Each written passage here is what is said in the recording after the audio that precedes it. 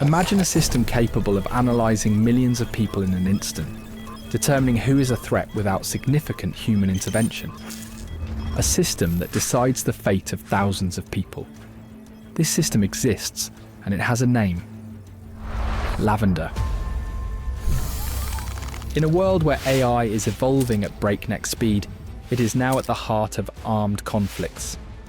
Massively used by the IDF, the Israeli army, in the war in Gaza, it raises crucial questions about ethics, technology, and humanity.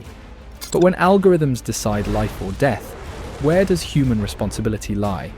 For several decades, the war in the Gaza Strip has been marked by cycles of tension and violence. In the wake of the events of October 7th, a strong feeling of anger and desire for revenge emerged within the Israeli army. It is in this context that the IDF intensified the use of artificial intelligence, deploying the Lavender system. We took out thousands of people. We didn't go through them one by one. We put everything into automated systems, and as soon as one of the marked individuals was at home, he immediately became a target. We bombed him and his house. This striking testimony by B, an Israeli officer interviewed by the newspaper Plus 972, reveals the Israeli army's strategy for identifying and eliminating thousands of Palestinians in Gaza using artificial intelligence. Lavender is an artificial intelligence developed by Unit 8200 of Israeli military intelligence, specialized in electronic intelligence gathering and communications decryption. The system works by analyzing a massive amount of data from various sources: online activities, visual surveillance, personal data, behavioral patterns, communication data. Using machine learning algorithms, Lavender is trained on profiles of known militants. The system assigns each individual a probability score out of 100, indicating the likelihood that they are affiliated with Hamas. People whose score exceeds a certain threshold are automatically added to a list of potential targets. According to sources within the army, Lavender has identified up to 37,000 Palestinians. However, not all of these 37,000 Palestinians are active militants in Hamas or Islamic Jihad. According to Plus 972 magazine sources, Lavender regularly makes identification errors. The system may, for example, target police officers or civil defense workers, people who simply have the same name as a known militant, or even civilians who have used a telephone that previously belonged to a member of Hamas. These misidentifications can have fatal consequences, especially as the system is used to generate bombing targets without thorough verification of their actual status. Often the only verification is to confirm that the person is male, as Hamas has no known female combatants.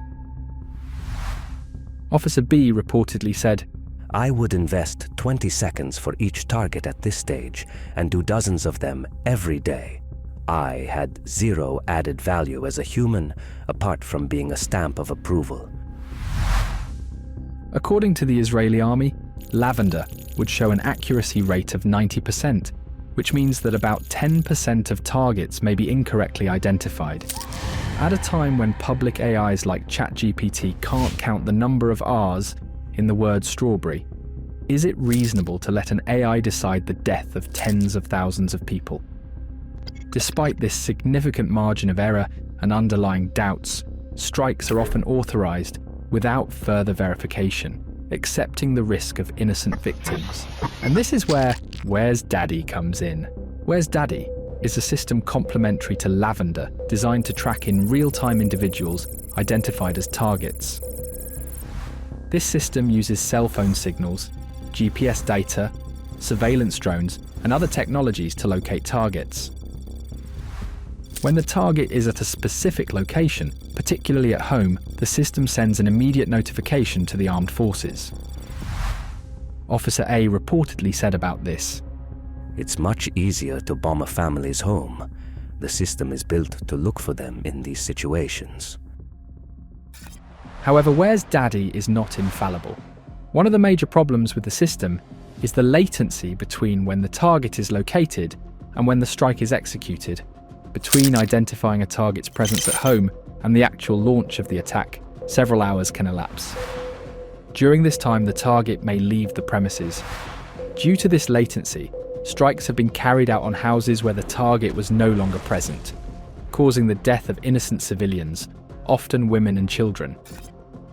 Another officer reportedly said, "It happened to me many times that we attacked a house, but the person wasn't even home. The result is that you killed a family for no reason." One of the most troubling aspects of this approach is the deliberate acceptance of a high number of civilian casualties for each eliminated target.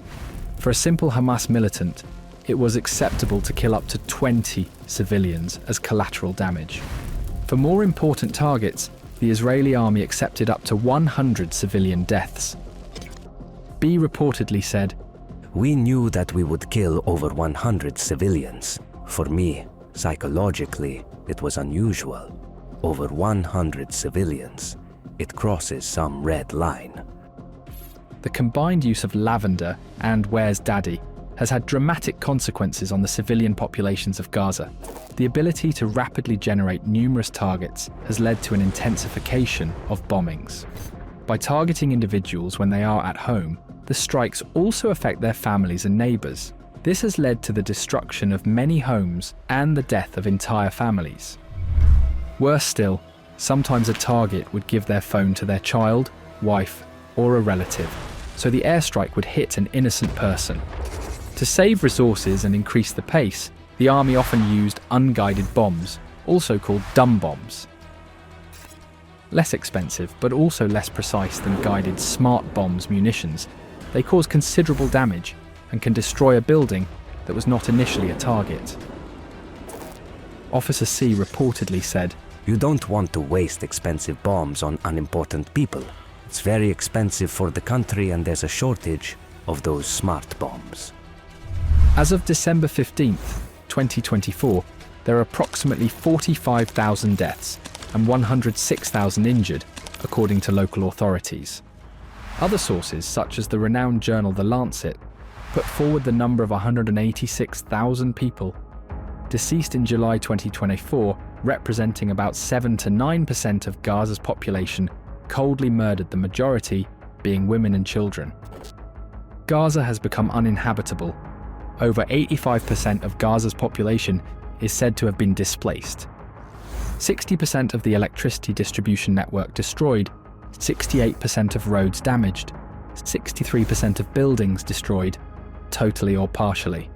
The use of AI Lavender and Where's Daddy by Israel in the war in Gaza represents a significant evolution in how technology is integrated into military operations. Are we ready to accept that machines, however advanced they may be, participate in decisions concerning the life and death of human beings? War, already tragic by nature, should not be further dehumanized by blind automation.